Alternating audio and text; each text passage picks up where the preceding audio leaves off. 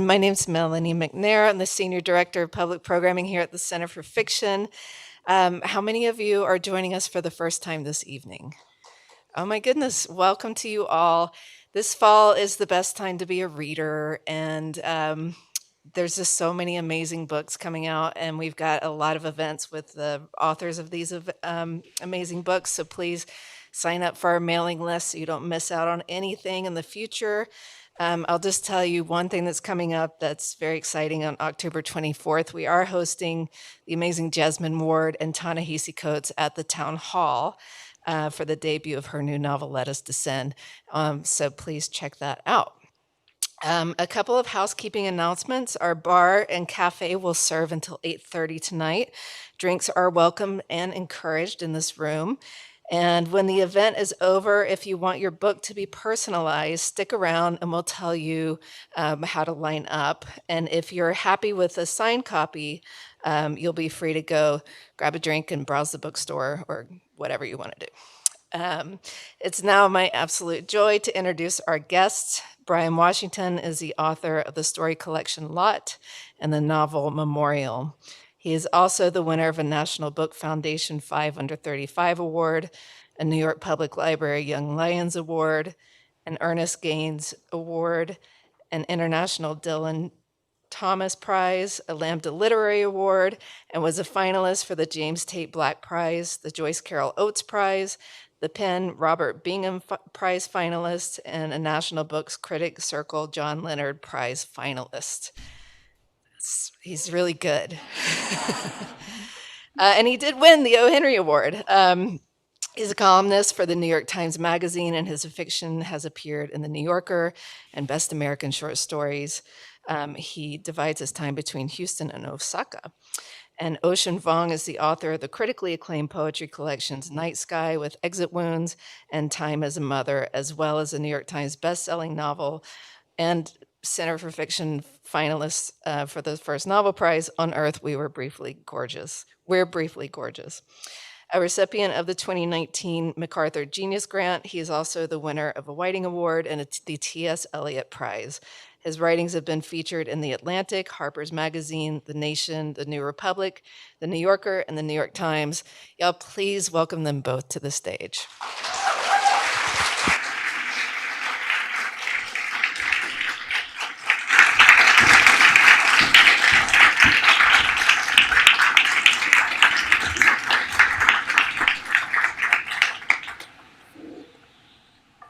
Oh my goodness, can everyone hear me? Is this a good volume? Can folks hear me? Audio-wise? Cool. We get louder as we get braver. Yeah. Thank you so much for joining us here to celebrate. What an easy role we have to celebrate what a wonderful writer and also a wonderful person. It doesn't always co-align that way, but what as evidenced by history, but what joy. What joy that we have you, and it's a deep honor for me as a practitioner to be alive and breathing while you are, and I feel great kinship with your work, Bryan. So why don't we open up with the voice in Family Meal? I thought we could just stop right there. You just pack it up, and everybody, we all just head home. Grateful to you, Ocean. Grateful to the Center for Fiction. Grateful to y'all, frankly. It's the middle of the week. There are a lot of things that you could have been doing, so it's really rad that you've taken the time to come out and talk and think about story and characters and the various fictions that we come up with to make it through from day to day. So I'm just going to read a little bit from the beginning of the book. The speaker is a cis male. Other than that, you don't need any context whatsoever. Most guys start pairing off around 1, but TJ just sits there sipping his water. Everyone else slinks away from the bar in 2s and 3s. They're fucked up and bobbing down Fairview toward somebody's ex-boyfriend's best friend's apartment, or the bathhouse in Midtown, or even just to the bar's patio under our awning, where mosquitoes crash land into street lamps until like 6 in the morning. But tonight, even after we've turned down the music and undimmed the lights and wiped down the counters, TJ doesn't budge. It's like the motherfucker doesn't even recognize me. For a moment, he's a blank canvas, a face entirely devoid of our history. But he wears this grin I've never seen before. His hair tufts out from under his cap, grazing the back of his neck. And he's always been shorter than me, but his cheeks have grown softer, still full of the baby fat that never really went away. And I'm not an idiot, but I know that this is a truly rare thing. To see someone you've known intimately without them seeing you. It creates an infinitude of possibility. But then TJ blinks and looks right at me, and he says, fuck. I say, go fuck yourself. And TJ says, fuck. You said that. I say, you want something to drink? TJ touches the bottom of his face, and he fiddles with his hair, and he looks down at his glass, and he says, I didn't even know you were back in Houston. Alas, I say.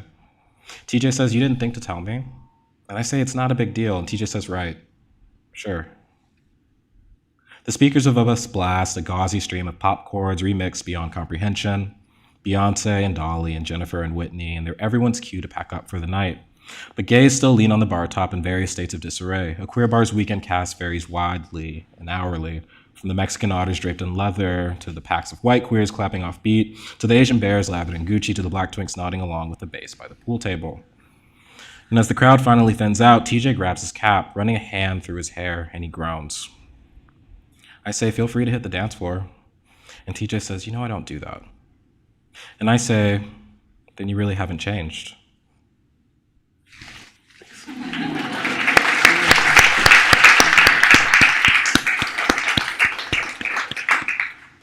What I notice with this collection, with this story, is you've always had a wide range of registers, styles, and vernaculars in your books.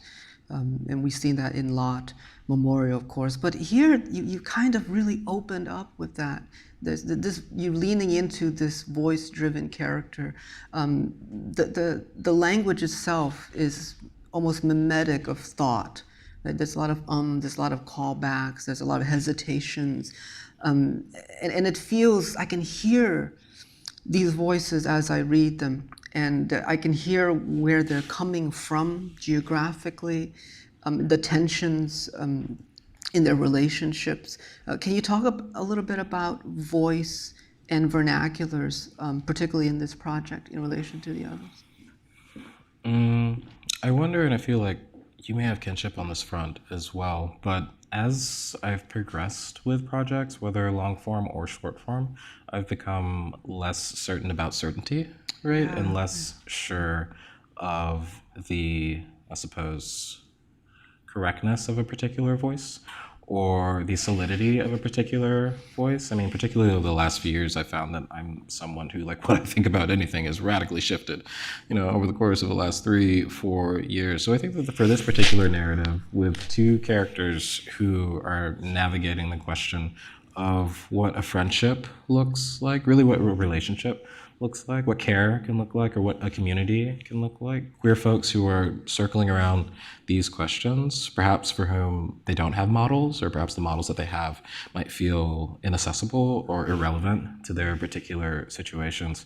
To have a voice, or to have voices that are centered in a sort of certainty, or centered in a sort of like solution-oriented way. It felt as if though it would be intellectually dishonest, but also emotionally dishonest. I think that for me, voice-wise, and also for the characters in many different ways, the challenge was trying to figure out what it meant to be okay in a particular moment, right? Which is going to shift from context to context. It's going to shift from person to person. And I think that it wouldn't feel entirely honest to me if any of the characters were certain in their assessment of like what that meant for them, right? Of who they wanted to become, of who they are in a given moment. So in quite a lot of ways, the hope is that the relationship between TJ and Cam, between many of these characters, are two individuals, two and more individuals who are grasping for one another,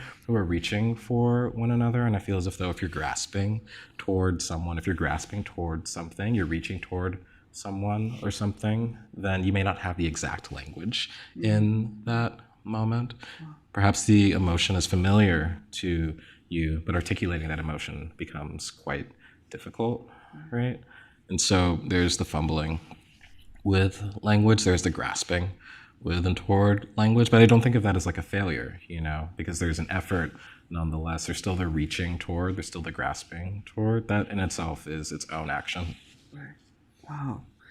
It brings to mind one of the ways that literary culture codes its values in the dominant sort of semiotics, where it will say things like a good book is cohesive, consistent, right? And we never ask, well, why?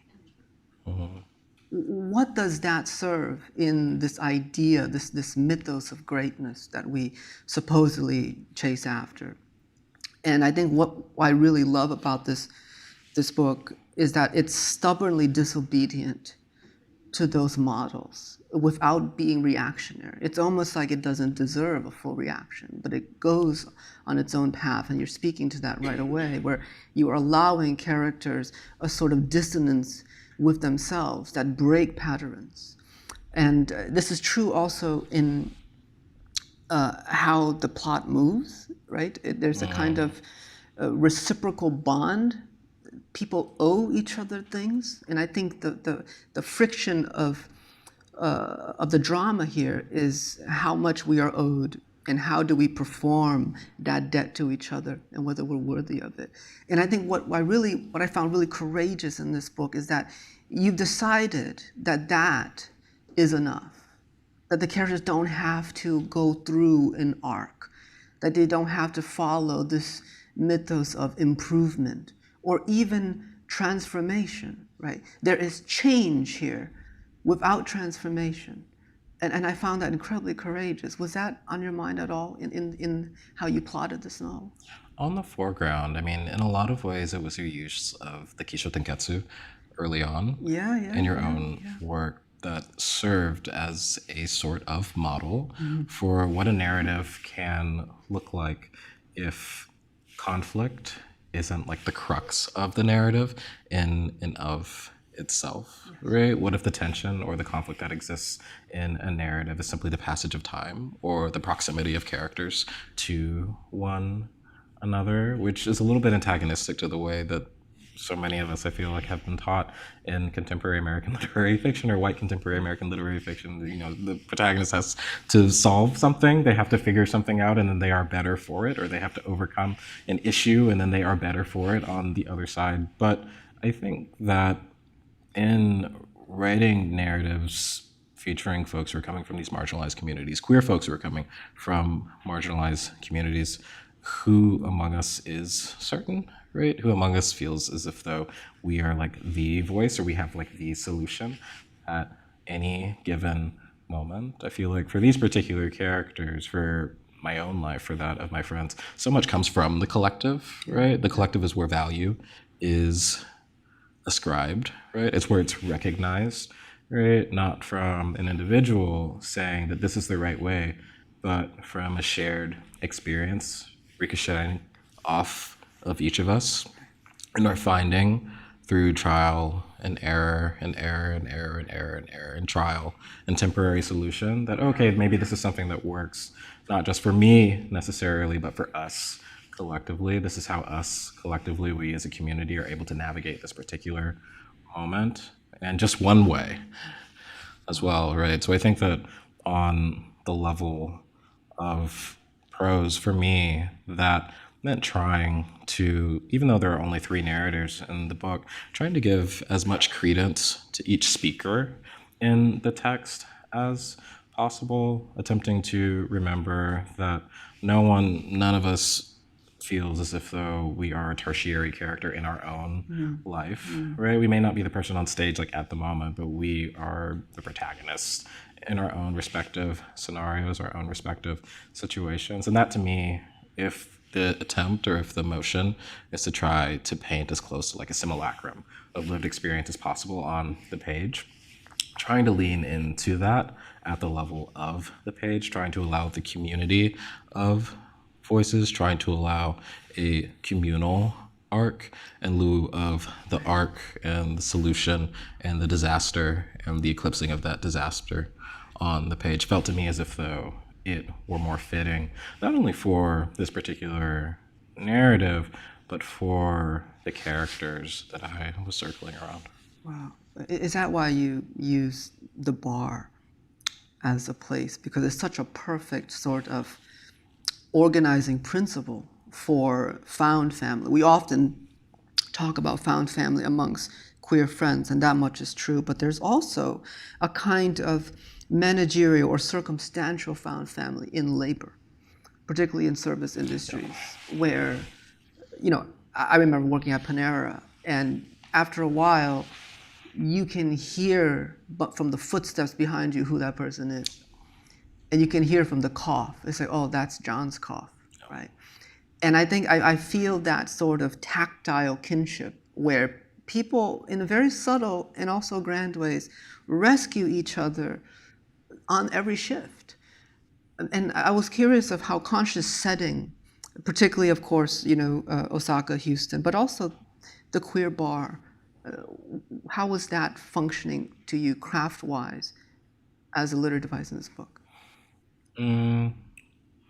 It was an active function, right? I mean, I feel like oftentimes like setting can be thought of as an entity or something that is like useful in narrative, but not the narrative in and of itself. But I've found on my end that narrative with a capital N is indistinguishable from the world in which it exists, right? Because that world, its context, its mores, or what are perceived as its context, and its mores so inform the decisions that each of the characters are making. And if we're thinking about queer characters or characters who are coming from like myriad communities inside of queer communities, the mores that exist for them, or the mores that have been presented for them, so often don't align with their own trajectories or like their own senses of selves or their own senses of community, like how they may feel that they are, who they want to become. So it's felt like a means of creating like a subtext of like constant energy, right? And that there's no one way that a particular queer bar is on any given evening, right? It's many different ways simultaneously every evening, all of the time, which can be a bit unruly on the page, right? It can be like a bit of a task to capture the energy of whatever the fuck someone's singing in karaoke, and strobe lights, and it's his last call, like everyone's, oh my god, I don't know what I'm gonna do, I'm going to the next place, or like, what's going on? Trying to put that on the page is challenging, but I think that even alluding to it felt like a really high bar, right? I felt as if I could even allude to the multiplicity of emotions and just the amount of possibility that can exist in these spaces. That would be enough in a lot of ways. I mean, in many different ways, like the conceit of family meal for me is this question of pleasure and what pleasure can mean to an individual, how pleasure can change someone if they acquire that pleasure. What if that pleasure shifts for a particular person?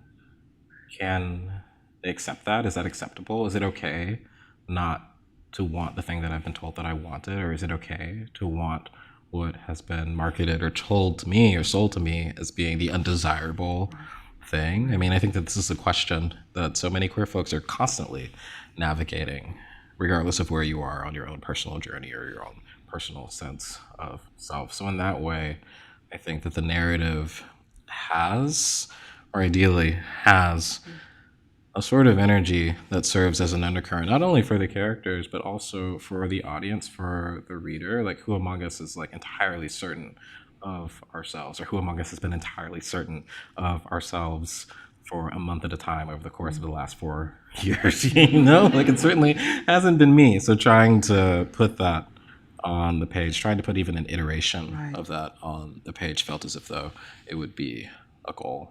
And you used, in that opening excerpt, you used the catalog as a way to kind of uphold simultaneity. And simultaneity is actually impossible in writing because we're working with a linear technology, right? Only one thing can occur at a time. In this way, it's very much like in film, but in film, there's a background, right? Whereas here, it's one sentence at a time. And so I think what I've noticed is that you really employ the catalog, this kind of sequential collection. And you do get the sense, at least I did, that the author's kind of trying to embrace in this Whitman-esque way the communities that the voice is trying to hold. And the more the book, part of the great tensions of this book is that you can see how fraught that work is.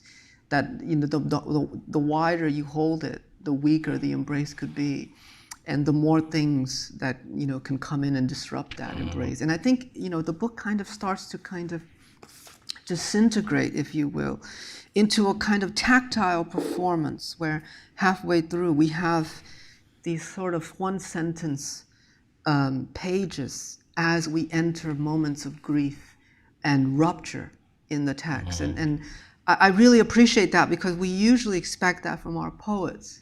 But I was really lovely to see a fiction writer leaning into moving through space and also understanding with great empathy what it's like to turn the page.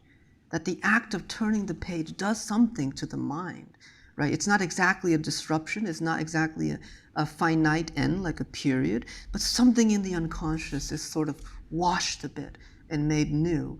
And I didn't see that in your other books, and I was curious how you arrived at this, and what were the decisions here? One would hope that we get better at our jobs the longer we do them, So I think that in some ways that's just me, trying one would hope, The politicians will. It's like, who fucking knows, Have a second thought.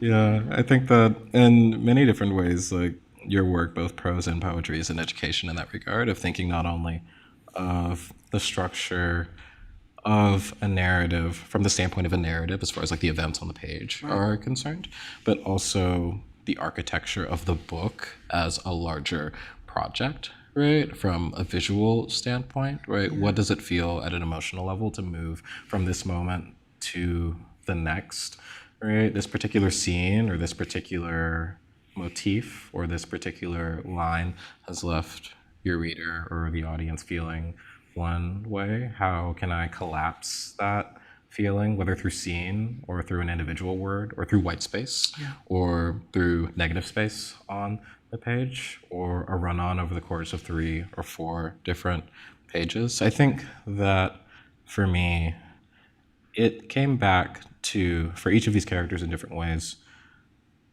trying to emulate the feeling of discovery, right? As you noted, right, like once you're aware that you can be anything, that you can have anything that you want to do, that's like, there's a lot of elation in that. Like, I can be anything? Like, what the fuck? But if you can be anything, that's also quite a burden, right?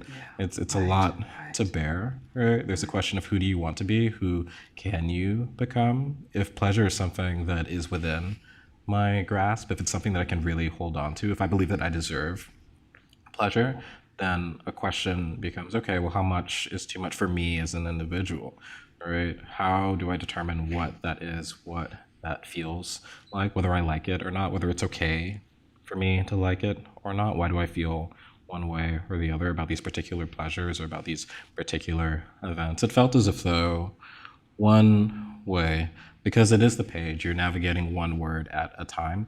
I can't show you how many people are in a room whilst showing you what's playing on the stereo in that room, whilst showing you the proximity of the people to one another simultaneously in the way that you could if you had a visual element. You're approaching each of these ideas one after the other. So utilizing the page or attempting to utilize the page to add an additional dimension to what is actually occurring narratively felt as a sort of back-end way of adding an additional layer, not only emotionally, right, the visceral feeling of realizing that, oh, okay, this idea is actually 5 pages, right? This moment, like this rush that this character is feeling, it's not going away. It's really stagnant. Or, oh, this particular idea is so daunting, it's so challenging that we get 4 words on this page and 6 words on this page and 1 word on this page. And the white space, whilst it is negative space, is doing work as well, right? That is also serving as its own sort of function, as its own sort of device. I think that, honestly, truly reading your work and reading the work of others who are utilizing the architecture of the book in that way is one way in which I began to think, not better or worse necessarily, but differently about the architecture of a book and the reader's experience as you move from moment to moment in lieu of simply from scene to scene. Right. And it's like how space works in architecture and silence in music. And there's a great, I think, respect for the craft and a great, again, it takes a lot of courage to say that, a negation of language amplifies language. And I think that's really, really felt here. And also we can say that with the photographs in this book, right? So I think I'm curious, at what point do you decide then that language is not enough and a picture, literally a picture of flowers, in a way that's kind of, it feels memorial-esque, right? Your last book, but there's a kind of moment where the grief, trauma, and death renders to these kind of explosions of beauty that come almost as little packets of medicinal moments in this book. What was the decision around putting photos, particularly photos of flowers in the streets? I believe it's in Japan. Can you talk a little bit about that visual element and your relationship to photography? Yeah, I think that the short answer is I asked my agent if it made sense, and Danielle said yes, and then I asked my editor if it made sense, and she said yes, so I did it. Thank you for saying yes. Yeah, thanks. I think that for me, there are three narrators in the book. Kai is the narrator for whom the photographs are interlaced in his particular text. It's not a spoiler. It's not, a reveal necessarily to say that he's deceased at the time at which the narrative begins at the page time level. That was an element of the story that it took me quite a while to arrive at. I'd said this in like a few other contexts, but I wrote about 10,000 words of this book between the end of 2019 and the beginning of our current pandemic. And upon the closure of businesses and the canceling events and all of the little things that instigated the moment at which we find ourselves now, I found myself like throwing away those 10,000 words because they didn't feel as if though they had the weight that felt not necessarily equivalent, but even a nod to the moment, and not necessarily the emotions that it felt as if I was experiencing, and then I was experiencing by proximity of friends and loved ones.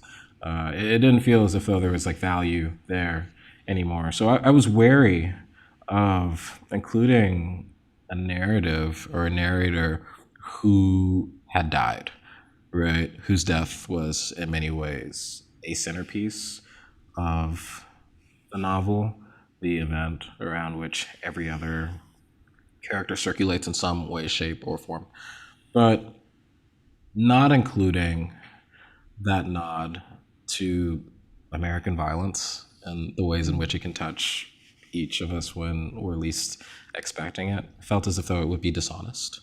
So the challenge for me became one of how to nod to the fact of this violence and the fact of its presence in all of our lives, but particularly the lives of the most marginalized amongst us, while not allowing that violence to supersede the entirety of the narrative, right? Like, how can these things exist in the same space without one of them becoming corrosive to the other, or feeling as if though it's explanatory, or feeling as if though I'm trying to teach, the reader or the audience something, which is seldom what, I enjoy reading, like having someone tell me like how to feel and so on.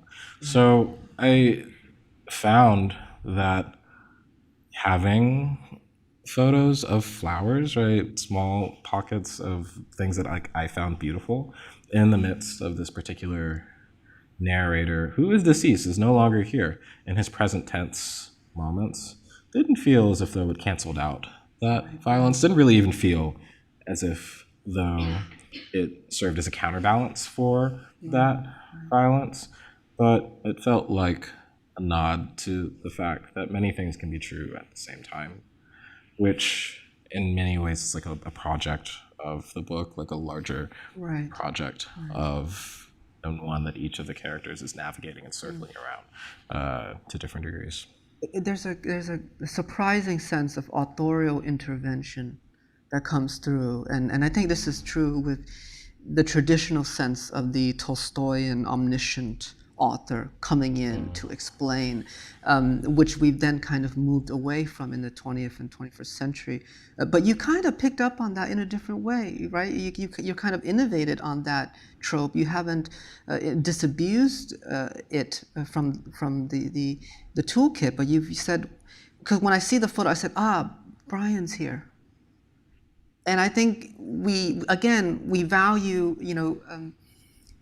literature, quote unquote, for its escapists, right? So Aristotle says the greatest achievement of art is mimesis, is to kind of, and Henry James proliferated that, right? Fiction achieves itself best when it can mimic without flaw the world, and so we have realism for 100 years plus. And I think what I'm interested here is that you kind of said, well, what if the author is here? Because the author was always here.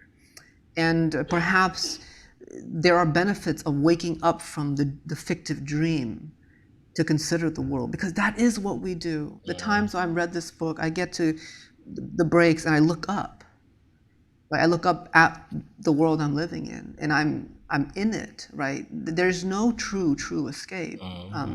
And I think your acknowledgement of that, it's I know you through the years. I just imagine, when I see the photo, I imagine you with just your flowers in the back of your hand. You say, some flowers. There's one that's like that. There's one photo, I won't say which one it is, but one of them was, not and off I think, the cuff. but I think what we're touching on is something really important, is these key words of trauma or trauma plot, right? And my thought around that is that I think it will behoove us a great deal to interrogate how the conversation is framed, even before we enter the conversation. Because I think at the heart of it, when that word is lobbed at writers of color particularly, it's actually a trap. Because what we're talking about now is an engagement with a species-wide condition of violence and suffering. And to assume that we don't experience that is to live in a kind of fraudulence. But then there's a double bind that happens. That if you engage in that, mostly as a writer of color, then you are pigeonholed into writing about trauma. And trauma is in this book, right? Someone dies from police violence, someone is murdered. But it's interesting to me that if we look back at the canon, the Western canon, the word trauma is not applied to Hemingway, Vonnegut, right? J.D. Salinger, Catcher in the Rye, which, by the way, has an attempted sexual assault by a pedophile on our protagonist.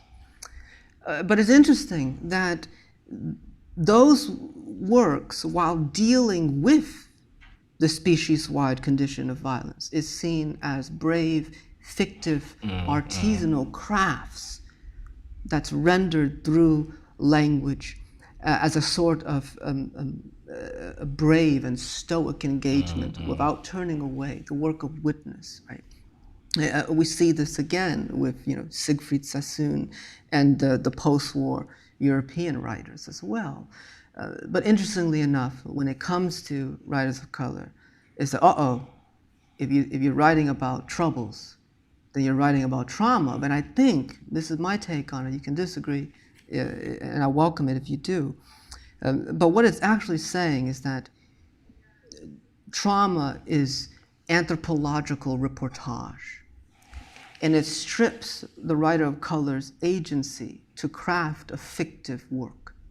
It renders it back to, you're only doing something from your culture, and you're not making a crafted object. And if you look at how Morrison was treated when she wrote Bluest Eye, right? It's fascinating. Even the critics that praised Bluest Eye talked about the trauma. But the greatest achievement, I think, of Bluest Eye is not the traumatic, expose, but rather that it was able to critique and put judgment on whiteness without centering white people. And how nefarious to elide that great achievement by casting it off as a traumatic work. I'm curious, I can tell from your reading it that you've been paying attention to this discourse. And what you've done so bravely, I think, is say, I'm listening to it, but I have something I want to do. And if you excuse me, I'm going to write about what's important to me.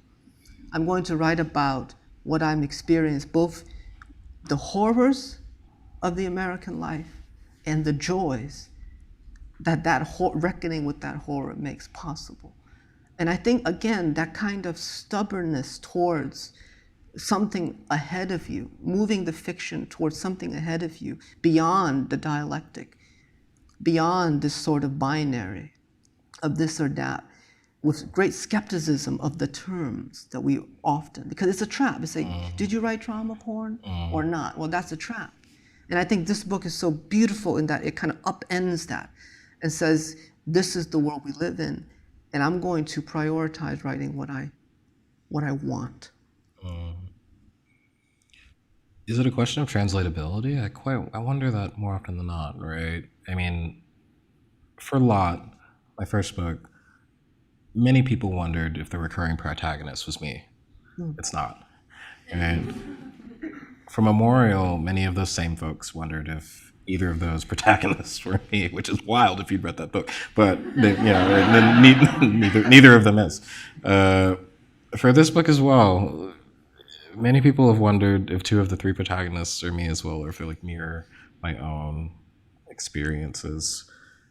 I circle around this question of translatability quite often, and it is a trap in a lot of ways, right? It's a distraction from doing the work that you're looking to do. If that is in fact the work that you are looking to do, right? How can I write about the communities that I would like to spend time with, whose tribulations I would like to spend time with, whose joys I would like to spend time with? That's one question. And there's a separate lingering question, particularly if you're writing for publication, this notion of, will they get it? Is this translatable to the sort of euphoric, idealistic white reader, right? Will they see what I'm trying to do? Will they see the care that I'm trying to craft with these particular characters? Right? If I have many different elements, if I even attempt to put a tenth of the elements that I see and the folks that I hold dear and the communities that I belong to, the communities that I am parallel to, if I just have a tiny amount of that, even that still is going to be an infinitude of emotion. Is that translatable to the reader, right? Or is what's more translatable, is what's more sellable, the one incident, right? The disastrous incident, or the recognizably disastrous incident that a reader can pick up and say, oh, this book is about that, right? This book is about the killing of a queer Black guy by way of the state, right? And how aboutness depends on the reader. Yeah. And yet sometimes we, critics will give an aboutness as a preconceived truth. I talked to my friend Robert Jones Jr. wrote The Prophets, this beautiful, beautiful book, and he said, I don't understand. Everyone talks about the trauma in this book, but last I checked, I was writing about love. And it's really interesting, right? Particularly for a Black queer author to say, all this is my version of love. How often do you see it? This question of who gets to write about love, right? Or whose love is translatable, right? Yes. Who can write about love and have that love be immediately recognizable to our perceived reader, or our perceived idea of the reader? How do I have to bend language? What shorthands do I have to make more accessible for my reader? Can my characters speak the way that they speak amongst themselves in their communities to communicate love, to communicate honesty, to communicate challenges? Or what do I have to shift so that they become more recognizable to our preconceived notions of like what is viable in a canon? Right? How much of myself do I erase in order to be seen? Yikes. I've been dying to ask you this question for about a year. Oh. You emailed me, I think. I might have misremembered, which is not unprecedented. But you said, I'm writing a novel on my notes app, laying down. Girl. And as somebody who writes by hand, sweating over the page, just sweat, no tears. Pray tell, Mr. Washington, how does one write a novel laying down? With two thumbs, you know, it's one of those things, you know. I think that for me, truly, the challenge of form for me, particularly as someone who takes like such heed to voice and the ways that voice is not a static thing, the ways that voice can shift. The same voice can shift from page to page, from moment to moment. I mean, your narratives, whether prose or poetry, like illustrate this so beautifully, right? Like the ways in which voice is like very alive, in which it's a very vibrant thing, an uncontainable thing, and yet we're meant to believe that we can put it on the page and have it be immediately discernible to a reader, immediately recognizable to a reader. That's really lofty. That's like a really haughty thing to think that we can do, and yet, you know, we try to do it. All of which is to say, I write on my phone because I found the shorthand that I utilize like on a desktop or on, you know, pen on the paper. The gravity of language shifts for me from mode to mode when truly, really, with every book, particularly with this one, I want something that my friends are going to enjoy, right? Where do I talk to my friends? On my fucking phone. Like, that's, you know, I talk to them in that way. So oftentimes, certain scenes, certain conversations, certain exchanges, particularly if it's a quick exchange, something quippy, something that might be front-facing as innocuous, but in many different ways alludes to the depth of that relationship in the way that when we have someone that is dear to us, like someone that really knows us, perhaps more significantly, someone who's known many different iterations of us and has been present throughout, that shorthand and language that is established, that's really challenging to codify on the page, for me at least, right? I'm meant for my reader to understand that two individuals, in this particular book, TJ and Cam, have known one another for a decade plus, that they've known many different iterations of one another, that they've gravitated toward one another and separated from one another, that they're actively navigating the question of who they are to one another and why, and seeing that question change and shift from moment to moment. So many of the conversations that they exchange with one another, so many of the conversations that I exchange with my friends that ultimately allude to the weight of those relationships, the importance of those relationships, exists in a sort of shorthand, right? They don't present themselves as capital C conversations.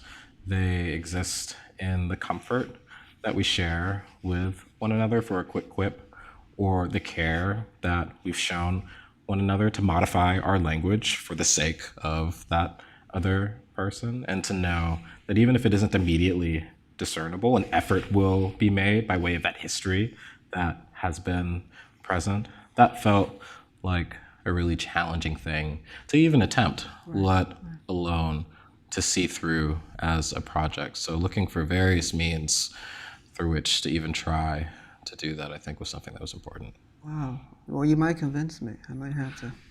Yeah, Put in the yeah. caps. My last question before we go to our wonderful reader questions. Um, you mentioned Kisho Tenketsu. There's a quote by Lucky Chansu, who I love.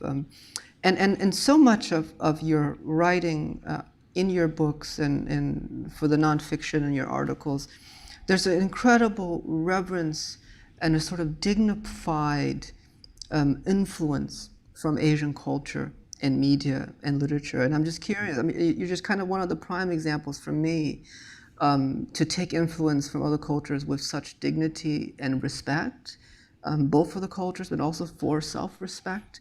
And I deeply admire that, the clear ethics around how you engage. I can look at the books and surmise who has influenced some of these maneuvers, but I'm curious to hear you speak on how Asian media and culture has influenced your work as a writer. It's pretty straightforward in my case, and I've said elsewhere, I wasn't the biggest reader in my teens and my late teens, which is a euphemism. I wasn't a reader. Like, I didn't really care about that shit. I wanted to do other things out in the world. And it was only after I was working a job that I did not like. I was working like a chicken shop. I was like a cashier at like a chicken shop. And the outlet that I had that was most accessible to me was a library that was like quite near this particular chicken shop. I started reading with and for a reverence for the work of writing, the labor of writing, the labor of the architecture of writing, primarily fiction and translation, and more specifically, Japanese women in translation, right? Which is to say the work of folks like Benani Yoshimoto or Yoko Tawada or Natsuo Kurino or Yoko Ogawa, right? In many different ways, they were my portal to literary fiction, or what we might think of collectively, or we've all decided to deem literary fiction. Like, they were my access point, and not necessarily because what they were writing about was recognizable to me. I would argue that Yoko Tawada was not thinking about me when she was working on her early works, but the ways in which the relationships existed and unspooled with one another, the care that was taken for each character, the care that was taken with the ways in which their emotions shifted, the way in which uncertainty in Banana Yoshimoto's work in particular is not a fault, right? Not knowing something is not a fault. Not being sure about something is not a fault. It can be additive in many different ways. It can be a step or series of steps in another direction, right? The ways in which these collective means of looking at structure didn't, I suppose, mirror what I may have thought of as being a sort of like typical arc for a narrative, right? It doesn't have to progress in an A through Z manner. I think I can begin with Z and then move to A and then L and then C and then M and then O, in the way that so many of our collective experiences don't reveal themselves as a choreographed structure as we navigate our day-to-day lives, right? I think that an exposure to these works, which is only possible by way of librarians, was and is something that is extremely dear to me, right? Like, I stand down. Like, if I hadn't read Kitchen when I did, I would not be doing what I'm doing. It would not be here right now. But seeing the ways in which narratives and narrative structures that I thought were true and were sure and were right were just one point, like one speck amongst so many, and seeing the ways in which these authors, these specific authors, showed me that, right, I can only, be grateful to them, and also the translators who made reading their work in English possible, right?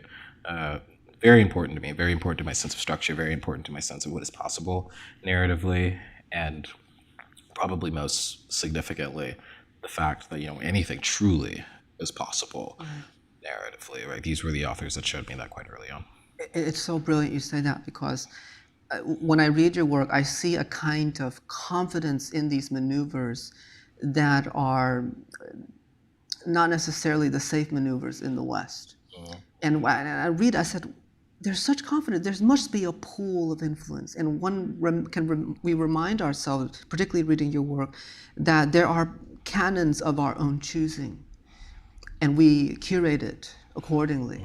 And I feel like, where is this coming from? And I start to see, particularly as you said, the Japanese women. And of course, a Japanese woman was the first novelist in our species, Lady Murasaki, right? The Tale of Genji, the year 1011, 500 years before Don Quixote.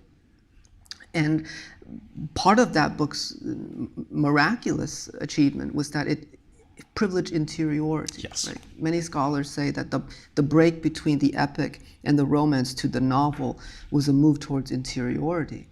And Lady Murasaki did that. And the brilliant, I think, thing is that when asked, why did you write this 1,000-page novel? And she said, I was bored.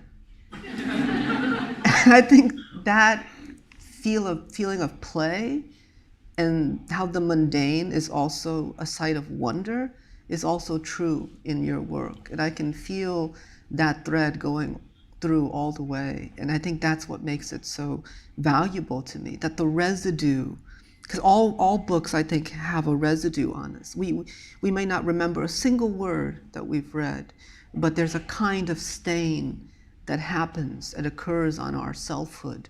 And for you, I think when I get that, I get this joyous sense of care for people.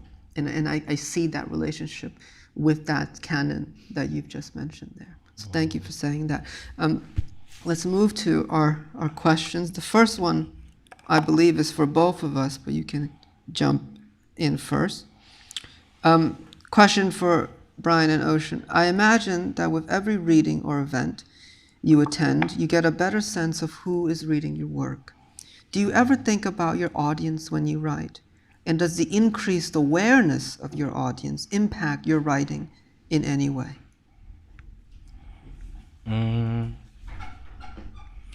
I write for and toward my friends.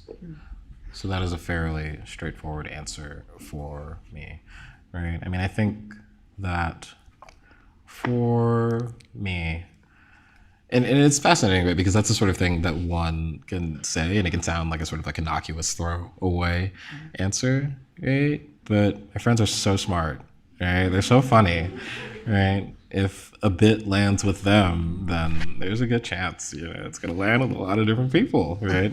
If they call bullshit on a structure or the ways in which a particular moment was architectured, as it feels, or if it feels as if though my hand is quite visible in how I'm levering emotional weight to them, then I know that perhaps it's artificial, right? Or I know to look at it, at least. I know that something can or should be shifted, right? I think that's the amount of people that I can sustainably juggle when I think of audience, because first and foremost, in quite a lot of ways, I write to follow the questions that I have that don't have answers. Like, I'm not really looking for an answer to a particular question. And the questions that I have more often than not: what is home? What is care? What are the different forms that family can take, blood or otherwise? What is a relationship?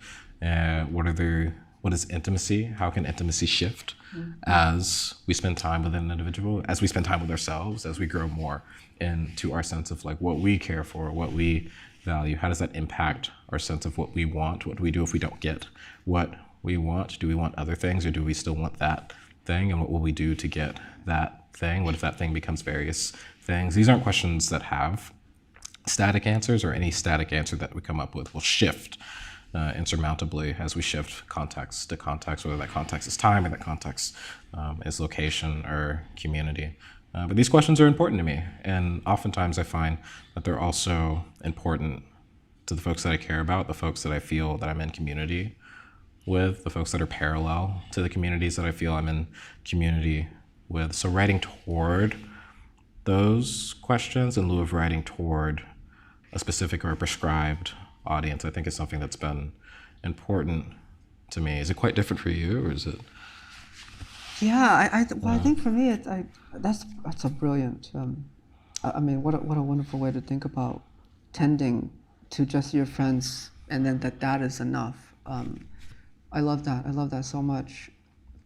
For me, I came from a background of, as a poet, and I was always told when I started being a poet is that an audience is not promised if they're there at all. And certainly they might be ephemeral if they're there. And I was, I started reading in the back of bars in Union Square, 2007 and 8. And so, you're there, you go to open mic, you get 3 minutes on a 3-inch stage. And if you can get the day drinker at the bar to turn around at 5:30 in You've in the hit, afternoon, yeah, you did it. then Pulitzer be damned. That might be the greatest literary achievement one can do. And so I think that was kind of, and so there was a tenuous relationship with an audience. And the more I gave readings and the more I wrote, I realized that it is impossible to imagine an ideal reader or to have any reader in the rooms that I've entered. Depending on where you are, that reader changes every day. And I thought, for me, I'm most productive when I go back to that poetry, credo, that there is no one. What would you say if no one's there? And then there's a kind of interrogation with language and an unconscious, a subconscious is deeply important to me. And I think my only marker of growth as a writer was that early on in my career, I would do that. I would kind of pretend there's nobody left.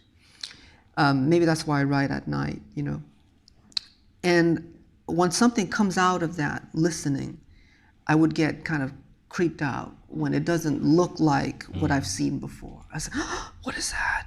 Oh, no. We don't talk like that in this household. And I would get very nervous of that. I'm like, what am I, right? And then as I learned that my one moment of growth, because I don't know if I've grown, you just kind of accrue things, for better or for worse. But through the years, I've learned to let that fear remain and live with it. I said, oh my God, what is this? And that surprise, that shock, who is this who said this? Let me sit with this language. Let me sit with this line. Sometimes a line comes, I'm like, why would I say that? But I invite it, 'cause I'm like, well, it's part of me. There's a part of me that I know, and there's part of me that I don't know. And I thought, well, I respect the act of reading tremendously. And by extension, I respect readers tremendously. And for me, I think the greatest respect I can give to a reader is to ignore them. To say that if I were to presume that you expecting something of me, queer, Asian American, refugee, Brooklynite, New Yorker, New Englander, what have you, millennial, then I will start to kind of write towards something that is a category of abstraction, and I will actually lose myself. I'm moving towards an expectation to satisfy this quota in the culture. Meanwhile, you and I have lived these lives. We know that these cultures, no category can pin down what we're experiencing, even though they say that we are queer. Well, it's like, well, there's a different experience for every single person. And I think literature's great promise, and I do believe in it, is that the book is the thumbprint of a selfhood. This is Bryan Washington's thumbprint, and thank goodness we have it, because the thumbprint is finite, but your books are not finite.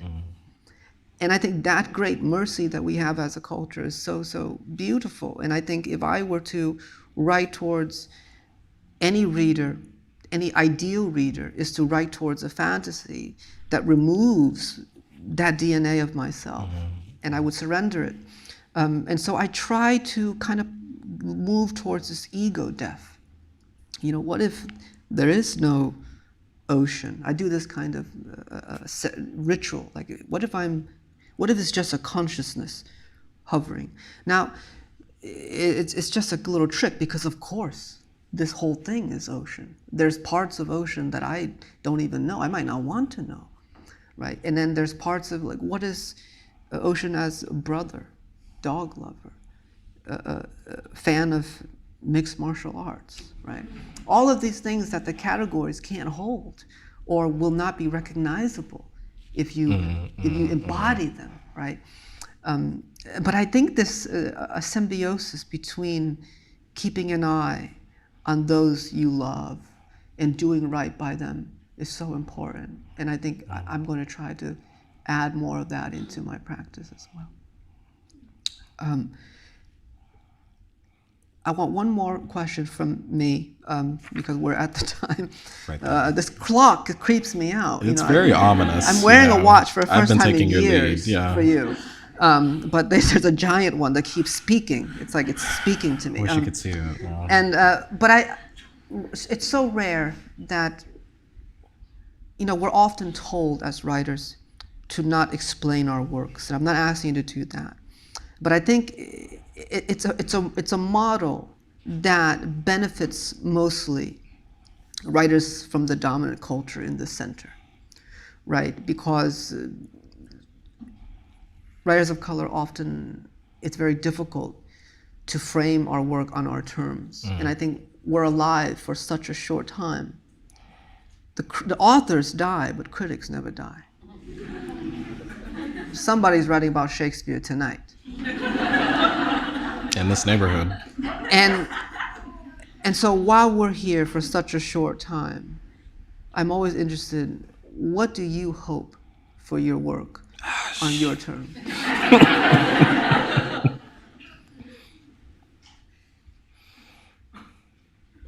What answer could one possibly give? I think that one thing that has served as a through line from project to project for me, whether short form or long form, is the ways in which care is a malleable thing, the ways in which care can be many different things simultaneously, the ways in which I perceive care may differ wildly from the ways in which you perceive care. The things that I need as far as care are concerned could differ widely or wildly from yours. The ways in which I distribute care can differ wildly from the ways in which you distribute care. And yet care is a necessary thing nonetheless. And care can look so many different ways for a person, for a community, for an individual, for a relationship. Care can change over the course of a day. Right? The way in which you felt as if though care was necessary for you this morning could be quite different by this evening. And that's quite all right. It's quite fine. It's a part of being alive, right? It's a thing that we can hold on to, right? A thing that we know can shift, right? But one thing that we can be certain is not only necessary to receive, but necessary to distribute. Right? The ways in which care can just be so life-giving in a lot of different ways. The sacrifices that can be made to receive that care and to see that care through. I think this question of care is not necessarily one that I'm looking to answer, but if someone were to read Family Meal, if someone were to read Memorial or Lot or any other piece that I've spent time on, and this question of care was one that they took away from them, if that were the residue of how that fit into their own lives. And again, not an answer. I'm less interested in an answer because, again, the answer for me is going to be quite different for you, is going to be quite different for y'all. But if that question of care is one that enters a reader's life, if that shifts their decisions as far as what they want, as far as what you feel that you can be allowed to want aloud, to want what you feel as if you can reach toward. If there are shifts that you can make, that we can make in our own lives to get closer to that care or to be cared for, whatever that looks like. If that is a question that is proffered by way of having spent time with my work, then I'd be quite happy. I feel as if though, I'd have done my job. Wow. Beautiful. Thank you so much.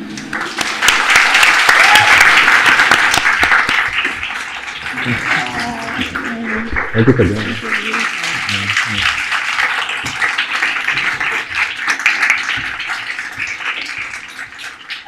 Thank you both so much. And thank all of you so much for coming. Stay put. Eliana's going to come here and tell you what to do next while I get them ready for part 2. And we'll see you later. Thanks.